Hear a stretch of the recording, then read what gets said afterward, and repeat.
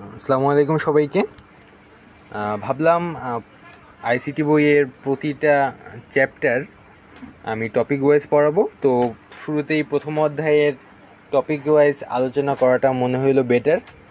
So inter first ইয়ারে ওঠার পর সবাই যখন আইসিটি বইটা আমরা মূলত খুলি, তখন সবার কাছেই প্রশ্ন জাগে যে গ্লোবাল ভিলেজ জিনিসটা আসলে কী। তো সেই গ্লোবাল ভিলেজ নিয়েই মূলত তোমাদের সাথে শুরুতেই ডিসকাশনটা করতে চাচ্ছি। তো গ্লোবাল ভিলেজটা কি? যখন আমি ইন্টার ফার্স্ট ইয়ারে উঠি তখন আমার মাথায় ওই কোয়েশ্চেনটা আসছিল যে গ্লোবাল ভিলেজ মানে একটা ভিলেজ কিভাবে গ্লোবাল হয়। তো এই জিনিসটা বহু বছর আগেই কানাডার টরন্টো বিশ্ববিদ্যালয়ের ইংরেজি বিভাগের অধ্যাপক ও বিখ্যাত দার্শনিক মার্শাল ম্যাকলুহান এই ধারণাটা লাভ করছিল, এবং তিনি প্রথমে সবার আগে এই গ্লোবাল ভিলেজ অর্থাৎ বিশ্বগ্রামের ধারণা দেন। তো গ্লোবাল ভিলেজের বাংলা হচ্ছে বিশ্বগ্রাম, ঠিক আছে। তো এই যে গ্লোবাল ভিলেজটা আসলে কি বা বিশ্বগ্রাম কি, এটা যদি আমি সহজ করে বলি তাহলে এটা হচ্ছে একটা বিশ্বকে গ্রামে পরিণত করা। অবাক হচ্ছ, তাই না? তো জিনিসটা আসলে তোমাদের আরও একটু ক্লিয়ার করি। ধরো তুমি একটা গ্রামে আছো, তাই না? তো গ্রামে আমরা চিকিৎসা সেবা পাচ্ছি। আমরা আমাদের গ্রামের পাশে একটা ধরো হসপিটাল, সেখানে ডক্টরের কাছে যেয়ে চিকিৎসা সেবা পাচ্ছি। আবার আমরা বই কিনতে লাইব্রেরিতে যাওয়া লাগতেছে, গ্রামে একটা লাইব্রেরি আছে, সেখান থেকে আমরা বই কিনতেছি। আবার ধরো কৃষকের কাছে আমরা ধান, চাল, গম, এই জিনিসগুলা পাচ্ছি। তো এই জিনিসগুলো মূলত গ্লোবাল ভিলেজ অর্থাৎ বিশ্বগ্রামের মাধ্যমে আমরা অনলাইনেই খুব সহজেই খুব কম সময়ের মধ্যে পেয়ে যাচ্ছি। তো এই ধারণাটা মার্শাল ম্যাকলুহান কত সালে দেয়? 1962 সালে। অর্থাৎ গ্লোবাল ভিলেজ জিনিসটা কি? এটা হচ্ছে গোটা বিশ্বকে তুমি হাতের মুঠোয় আনতে পারতেছো।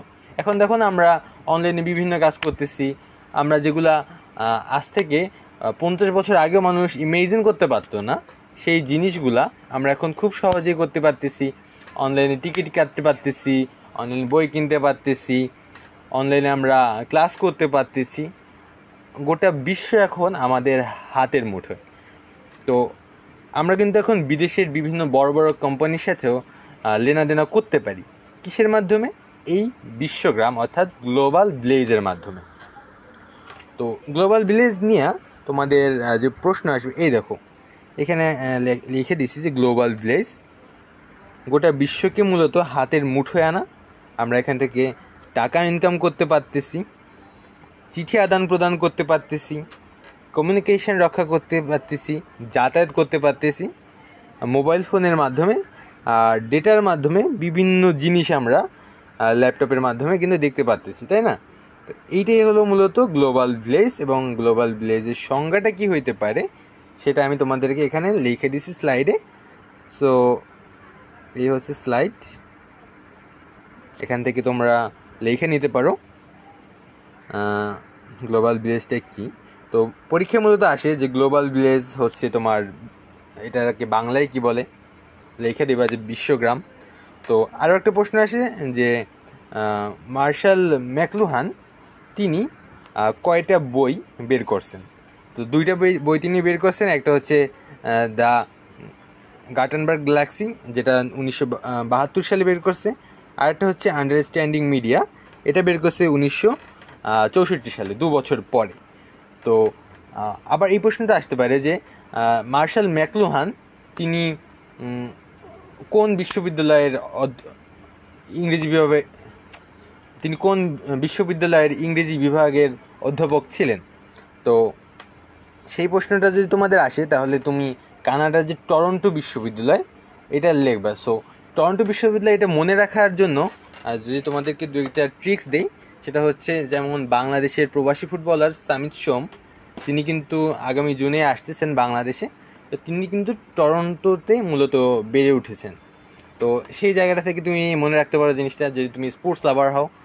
তারপর জুলাই বিপ্লবের সময় বাংলাদেশের বিখ্যাত ক্রিকেটার সাকিব আল হাসান একটা পোস্ট করছিল তার সহধর্মিণী, যে well spend day in Toronto. So Toronto জিনিসটা মাথায় আসতেই পারে। আবার রিশাদ হোসেন তিনি কানাডিয়ান প্রিমিয়ার লিগে তিনি ডাক পেয়েছিলেন, সেখানে তিনি টরন্টো ন্যাশনালসের হয়ে ডাক পেয়েছিলেন। তো যারা স্পোর্টস লাভার তাদের কাছে টরন্টো বিশ্ববিদ্যালয় মানে টরন্টো নামটা মনে রাখা খুব ইজি। সো এটা কিন্তু আমাদের এমসিকিউতে আসে বা জ্ঞানমূলক প্রশ্ন আসে, এই জিনিসগুলো কিন্তু খুবই ইজি। তো তারপরে তোমাদেরকে যে জিনিসটা দেখাবো সেটা হচ্ছে গ্লোবাল ভিলেজ প্রতিষ্ঠার উপাদান সমূহ। তো গ্লোবাল ভিলেজ প্রতিষ্ঠা করার জন্য মূলত বেশ কিছু উপাদানের ব্যবহার করতে হয়। তার মধ্যে 1 নম্বরে হচ্ছে হার্ডওয়্যার। তো এখন কথা হচ্ছে হার্ডওয়্যার জিনিসটা কি। হার্ডওয়্যারের মধ্যে হচ্ছে সিপিইউ থাকে, মনিটর থাকে, কিবোর্ড বা মাউস থাকে, এসএসডি থাকে বা হার্ড ড্রাইভ থাকে, পাশাপাশি থাকে মাদারবোর্ড বা র্যাম। তো এখন সিপিইউ সিপিইউ হচ্ছে কম্পিউটারের মস্তিষ্ক। যেমন আমাদেরও একটা মাথা আছে, কম্পিউটারেরও মাথা আছে। সো কম্পিউটারের মাথাকে, কম্পিউটারের মস্তিষ্ককে, কম্পিউটার যেটার মাধ্যমে কাজ করে মূলত সেটাই হচ্ছে সিপিইউ। মনিটর কি? মনিটর হচ্ছে তোমাকে আউটপুট দেখায়। যেমন আমি কিবোর্ড বা মাউসের সাহায্যে কিছু একটা লিখতেছি বা কোনো কিছু একটা ক্লিক করতেছি, মানে ওটা হচ্ছে ইনপুট দেওয়া, ঠিক আছে। আর সেই যে আমি যে ইনপুটটা দিয়েছি সেটা যদি আমাদের সামনে পর্দার সামনে যখন যেটা দেখা যায় সেটাই হচ্ছে তোমার আউটপুট, মানে সেটা হচ্ছে মূলত মনিটর। তো মনিটর হচ্ছে আউটপুট দেখা যায়, আর ইনপুট দেখানোর জন্য তোমার কিবোর্ড, ইনপুট দেওয়ার জন্য তোমার মূলত কিবোর্ড বা মাউস ব্যবহার করা হয়। আর এসএসডি এবং হার্ড ড্রাইভ এটা হইলো মূলত ডেটা সংরক্ষণের জন্য। আমরা যে ডেটাটা কম্পিউটারকে দিচ্ছি, সে যে ডেটাটা নিচ্ছে সেটা মূলত হার্ড ড্রাইভে সংরক্ষিত থাকে। আর মাদারবোর্ড কিংবা র্যাম হচ্ছে মূলত অভ্যন্তরীণ অংশ, কম্পিউটারের অভ্যন্তরীণ অংশ। তো হার্ডওয়্যার জিনিসটা আশা করি ক্লিয়ার। তারপরে হচ্ছে 2 নম্বরের সফটওয়্যার। সফটওয়্যার জিনিসটা আসলে কি? সফটওয়্যার হইল তোমার মূলত 2 ভাগে ভাগ করা থাকে। একটা হচ্ছে সিস্টেম সফটওয়্যার, আর একটা হচ্ছে অ্যাপ্লিকেশন সফটওয়্যার।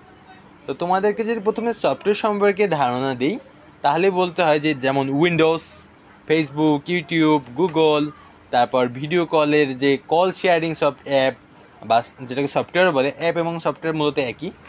তো যেটা আমাদেরকে মূলত বিশ্বকে হাতের মুঠোয় আনা সম্ভব নয় এবং বিশ্বগ্রাম প্রতিষ্ঠা সম্ভব নয়। বিশ্বগ্রাম প্রতিষ্ঠায় সফটওয়্যার গুরুত্বপূর্ণ ভূমিকা পালন করে। সফটওয়্যারের মধ্যে রয়েছে বিভিন্ন operating system, browsing software, communicating software এবং প্রোগ্রামিং ভাষা ইত্যাদি।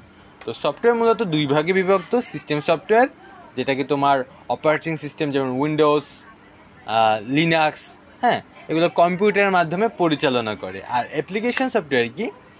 তোমার মাইক্রোসফট ওয়ার্ড, এক্সেল, ক্রোম, যেগুলো দিয়ে মূলত নির্দিষ্ট কাজ করা হয়। যেমন মাইক্রোসফট ওয়ার্ডে আমরা লেখালেখির কাজ করি, এক্সেলে আমরা বিভিন্ন অফিস আদালতের বিভিন্ন ডেটা, যেমন আমাদের জিপিএ-5 নির্ধারণ করার জন্য মূলত এক্সেলে ব্যবহার করা হয়। তারপর ক্রোম মূলত আমরা কী জন্য ব্যবহার করি? বিভিন্ন তথ্য খোঁজার জন্য ব্যবহার করি, তাই না? এই হলো মূলত সফটওয়্যার। সফটওয়্যার জিনিসটা আই হোপ ক্লিয়ার। তারপর 3 নম্বর হলো ইন্টারনেট কানেকশন। আমাদের ইন্টারনেটের সাথে কিন্তু সংযুক্ততা থাকতে হবে।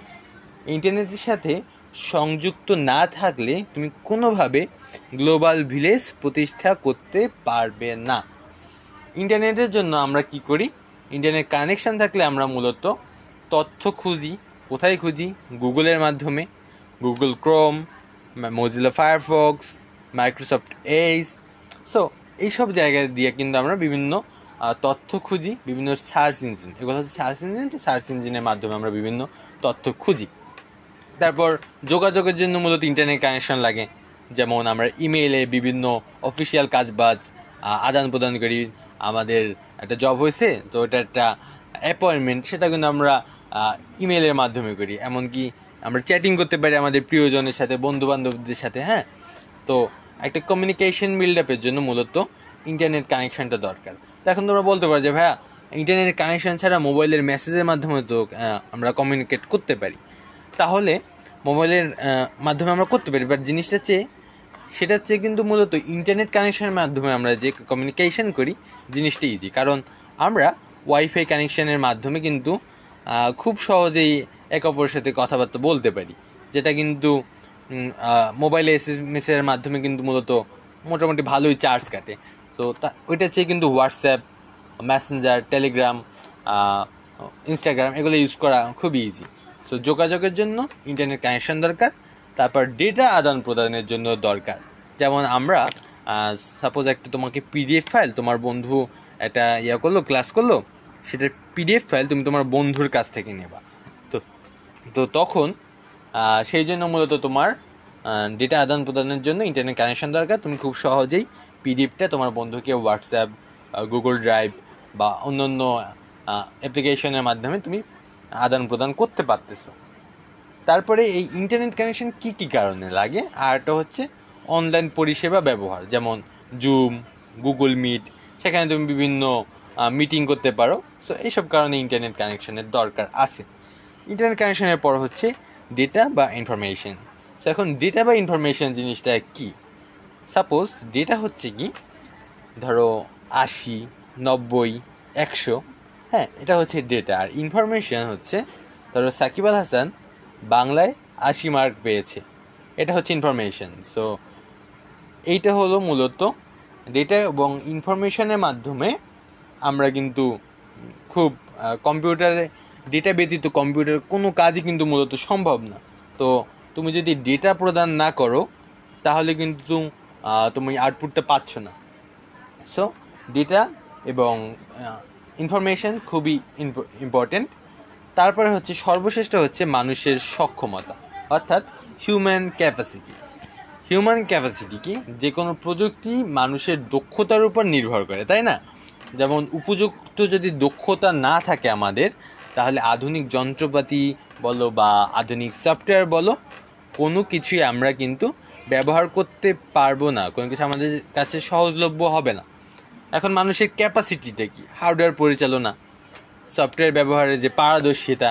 এখন ধরো তুমি একটা সফটওয়্যার খুব ইজিলি ব্যবহার করতে পারো, সেটা ধরো তোমার বাবা কিংবা মা ব্যবহার করতে পারে না, এই কারণে তোমার হেল্প নেই।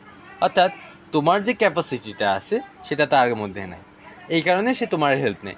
সো একটা হার্ডওয়্যার পরিচালনার সক্ষমতা থাকতে হবে গ্লোবাল ভিলেজের মাধ্যমে। তুমি কমিউনিকেশন বা যে কোনো কাজ করার জন্য সমস্যা সমাধান এবং বিশ্লেষণের ক্ষমতা থাকতে হবে। সৃজনশীলতা এবং সিদ্ধান্ত গ্রহণের ক্ষমতাও তোমার থাকতে হবে। এটা হলো মূলত তোমার গ্লোবাল ভিলেজ প্রতিষ্ঠার উপাদানসমূহ। তারপরে আমরা যাই যে গ্লোবাল ভিলেজের প্রধান উপাদানসমূহ কী কী, অর্থাৎ কোন কোন জায়গায় গ্লোবাল ভিলেজ ব্যবহৃত হয়। শুরুতে আসে তোমার কমিউনিকেশন, অর্থাৎ যোগাযোগ। আমরা ইন্টারনেটের মাধ্যমে, যেমন আধুনিক প্রযুক্তি, internet, mobile phone, email, video conferencing, তারপর সোশ্যাল মিডিয়া যেমন ফেসবুক, ইনস্টাগ্রাম, টুইটার, হোয়াটসঅ্যাপ, হ্যাঁ, পৃথিবীর এক প্রান্ত থেকে অন্য প্রান্তের মানুষের সাথে খুব সহজে এবং সহজভাবে কথা বলতে পারি। এর মাধ্যমে সীমান্ত বলো, সংস্কৃতি, জাতিগত সমস্যা, ভাষা, হ্যাঁ, কোনো কিছুর মূলত বৈষম্য থাকে না। সব কিছুর ঊর্ধ্বে মূলত এই কমিউনিকেশন জিনিসটা। আমরা কারোর সাথে কথা বলতে মন চাইতেছে, একটা টেক্সট দিলাম, কথা বললাম, ভিডিও কলের মাধ্যমে একে অপরকে দেখতে পারলাম। সো এই জিনিসগুলো কিন্তু গ্লোবাল ভিলেজের মাধ্যমে যোগাযোগের সবচেয়ে বেশি ভূমিকা পালন করে। তারপর কর্মসংস্থান কি?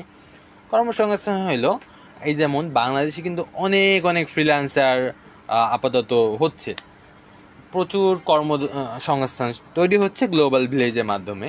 আমরা বাংলাদেশের ফ্রিল্যান্সাররা দেশে বসে আমরা বাইরের বিভিন্ন কোম্পানির সাথে কাজ করতে পারতেছি, পাশাপাশি কন্টেন্ট রাইটিংয়ে কিন্তু কাজ করতে পারতেছি।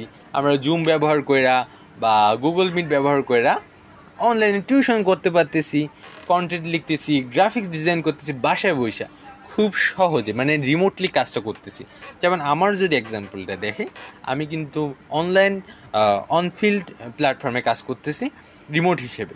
সেখানে আমি কন্টেন্ট লিখি অ্যাজ এ রিপোর্টার। সো আমার একটা কর্মসংস্থান তৈরি হচ্ছে অনফিল্ডের মাধ্যমে, যেটা কিন্তু গ্লোবাল ভিলেজ ছাড়া কোনোভাবেই পসিবল ছিল না। গ্লোবাল ভিলেজ যদি প্রতিষ্ঠা না হতো তাহলে ধরো এই কাজটা আমার অফলাইনে গিয়ে করতে হতো। তারপর হচ্ছে শিক্ষাও মূলত একই, আমরা অনলাইন ক্লাস করতে পারতেছি। বিশেষ করে যখন কোভিড-19 হয়েছে তখন আমাদের কিন্তু গুগল মিট বলো, জুম বলো, ফেসবুক লাইভের মাধ্যমে আমরা বিভিন্ন জায়গায় বিভিন্ন প্ল্যাটফর্মের মাধ্যমে আমাদের টিচারদের কাছ থেকে ক্লাস করছি। এই হচ্ছে অবস্থা। তারপর হচ্ছে তোমার চিকিৎসা সেবা। চিকিৎসা গ্লোবাল ভিলেজের মাধ্যমে আমরা খুব সহজেই একজন ডাক্তারের কাছে ফোন কলে বা ভিডিও কলের মাধ্যমে আমাদের রোগ নির্ণয় করতে পারতেছি। যেমন আমাদের সমস্যা কোথায় হচ্ছে সেটা তার কাছে শেয়ার করতে পারতেছি, সেই অনুযায়ী সে একটা ট্রিটমেন্ট দিচ্ছে বা একটা পরামর্শ দিচ্ছে, অ্যাডভাইস দিচ্ছে। আর সবচেয়ে বড় কথা হচ্ছে কোভিড-19 সময় যখন সবাই ঘরবন্দি ছিল, তখন টেলিমেডিসিনের মাধ্যমে কিন্তু ডক্টর বিভিন্ন সেবা আমাদেরকে প্রদান করছে। তারপর পাশাপাশি আমরা যে দূরবর্তী চিকিৎসা সেবায় ভিডিও চ্যাট বা ইমেইলের মাধ্যমে আমরা রোগীদের পরামর্শ নিয়ে থাকেন। এই হলো আর কি অবস্থা। তো চিকিৎসা ক্ষেত্রেও কিন্তু একটা বিপ্লব সাধন করতেছে গ্লোবাল ভিলেজ। তারপর হচ্ছে তোমার রিসার্চ বা গবেষণা হচ্ছে কি, গবেষণার ক্ষেত্রে তোমার বিশ্বগ্রাম ধারণার প্রভাব তোমার সবচেয়ে গভীরভাবে পড়তেছে। যেমন বিজ্ঞানী এবং গবেষকরা এখন একটা বৈশ্বিক নেটওয়ার্কের মধ্যে কাজ করে, যেটা আগে কখনোই মানুষ কল্পনা করতে পারতো না। তারপরে হচ্ছে অফিসিয়াল কাজ বাজে কিন্তু বিশ্বগ্রাম অর্থাৎ গ্লোবাল ভিলেজ যুগান্তকারী ভূমিকা পালন করতেছে। অফিসিয়াল কাজে আজকাল আমরা রিমোট ওয়ার্কিং, যেটা আগেই বললাম যে কর্মসংস্থান তৈরি হচ্ছে। কর্মসংস্থানের উদাহরণের সময় বলে দিছি যে আমরা রিমোট ওয়ার্কিংয়ের মাধ্যমে বিভিন্ন জায়গায় ঘরে বসে বিভিন্ন প্ল্যাটফর্মে বিভিন্ন ইন্ডাস্ট্রির সাথে কাজ করতে পারতেছি। গুগল ড্রাইভ, ড্রপবক্স বা গুগল ডক্স, এসব ব্যবহারের মধ্য দিয়ে। তারপর হচ্ছে তোমার বাসস্থান।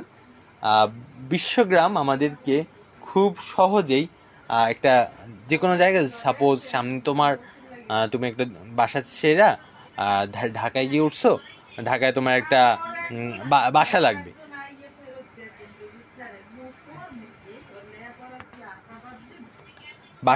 এখন তুমি সেই বাসা খোঁজার জন্য মূলত তুমি বিভিন্ন জায়গায় বিভিন্ন পোস্টের মাধ্যমে তুমি সেটা করতে পারতেছো। তো বাসা খোঁজার জন্য তুমি একটা ফেসবুকে পোস্ট করলা, সেখানে মাধ্যমে তুমি বিভিন্ন হোস্টেল বলো বা বিভিন্ন বাসা বলো, সেখানে তুমি একটা খোঁজ পাইলা, এবং এই যে খোঁজ পাইলা তার পাশাপাশি তুমি একটা ধরো বাসস্থান পেয়ে যাচ্ছ, ঠিক আছে।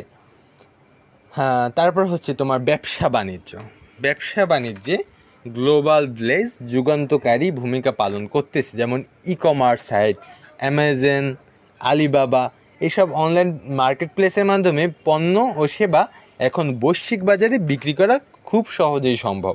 যেমন আমাদের দেশীয় পণ্য দারাজ আছে, রকমারি আছে, ফুডপান্ডা আছে। ফুডপান্ডা আমরা এখন চাইলেই তোমার অর্ডার করে খাওয়া দাওয়া করতে পারি। রকমারিতে অর্ডার করলে আমরা কি করতে পারি, বই কিনতে পারি। দারাজে কিন্তু আমরা বিভিন্ন পণ্য পাইতেছি। পাশাপাশি উবার ব্যবহারের মাধ্যমে আমরা খুব সহজেই তোমার রাস্তাঘাট পারাপার করতে পারি যানবাহনের মাধ্যমে, তাই না? তো ব্যবসা বাণিজ্যও কিন্তু বিশ্বগ্রাম যুগান্তকারী ভূমিকা পালন করতেছে। অর্থাৎ আমাদের কিন্তু বাসায় বসে সব কিছু পেয়ে যেতেছি, আমাদের কিন্তু অফলাইনে কোনো কিছু করা লাগতেছে না। তারপর ধরো সংবাদ মাধ্যমেও কিন্তু বৈশ্বিক গ্রামের ভূমিকা অত্যন্ত গুরুত্বপূর্ণ। আগে আমরা পত্রিকার জন্য অপেক্ষা করতাম।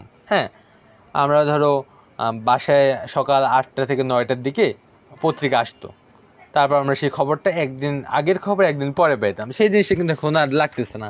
আমরা বিভিন্ন পোর্টালে গিয়ে খুব সহজেই কিন্তু সব নিউজগুলো দেখতেছি, বা ফেসবুকের মাধ্যমে আমাদের কাছে খুব সহজেই, খুব দ্রুত, খুব অল্প সময়ে সব কিছু আমাদের হাতের মুঠোয় চলে আসতেছে। তারপর হচ্ছে তোমার বিনোদন বা সামাজিক যোগাযোগ, মানে এন্টারটেনমেন্ট সেক্টরেও কিন্তু বিশ্বগ্রাম মানে গ্লোবাল ভিলেজ যুগান্তকারী ভূমিকা পালন করতেছে। যেমন আগে আমরা সিনেমা হলে গিয়ে সিনেমা দেখতাম, এখন আমরা কি করতেছি, নেটফ্লিক্সের মাধ্যমে আমরা সিনেমা দেখতে পাচ্ছি। সোশ্যাল মিডিয়ায় আমরা অনেক রিলস পাচ্ছি, অনেক ভালো ভালো কন্টেন্টস পাচ্ছি। আমরা কিন্তু বাসায় বসে এন্টারটেইন পাচ্ছি, যেখানে আমাদের অফলাইনে কোনো কিছু করা লাগতেছে না। সো এই হলো অবস্থা। এখানে আবার বিনোদন কেন্দ্রের মানে অনেক আছে, প্রতিবন্ধকতা আছে। যেমন ভুল তথ্য বা গুজব খুব দ্রুত ছড়িয়ে পড়ে, আবার ব্যক্তিগত গোপনীয়তার অভাব আছে। তারপর অতিরিক্ত যে ডিজিটাল নির্ভরতা হয়ে যেতেছে মানুষ, এর কারণে কিন্তু মানসিক বা ফিজিক্যাল সমস্যার আমরা সম্মুখীন হচ্ছি। তো এই হলো আর কি মূলত অবস্থা। যেমন আমাদের সুবিধাও আছে বিশ্বগ্রামের, ঠিক তেমনি আমাদের অসুবিধাও আছে, প্রতিবন্ধকতাও আছে। তারপর আমরা সবার শেষে যাব যে টেলিকনফারেন্সিং কি। টেলিকনফারেন্সে এখানে ভুল আছে, স্লাইডটা ঠিক করা হয় না। আমি বলে যাই, ঠিক আছে? টেলিকনফারেন্সিং কি, এখানে স্লাইডে ভুল দেওয়া আছে। টেলিকনফারেন্স হলো মূলত 3 প্রকার, যেমন public conference, closed conference, read only conference. Teleconferencing 3 প্রকার: public conference, closed conference, read only conference. এখন পাবলিক কনফারেন্স জিনিসটা কি, শুরুতে বলতেছি। পাবলিক কনফারেন্সটা হচ্ছে কি, এই ধরো আমরা ফেসবুকে কেউ একজন লাইভে আসলো, লাইভে সে তার কথা বলতেছে, আমরা সেটা কমেন্ট সেকশনে গিয়ে তার সাথে সবাই যোগদান করতেছি, বা আমি ধরো কয়েকজন গেস্ট নিয়ে ফেসবুকে লাইভে গেছি, তোমরা সেখানে কমেন্ট করতে পারতেছো, তোমাদের মতামত জানাচ্ছে আমরা আমাদের মতামত তোমাদেরকে জানাইতেছি।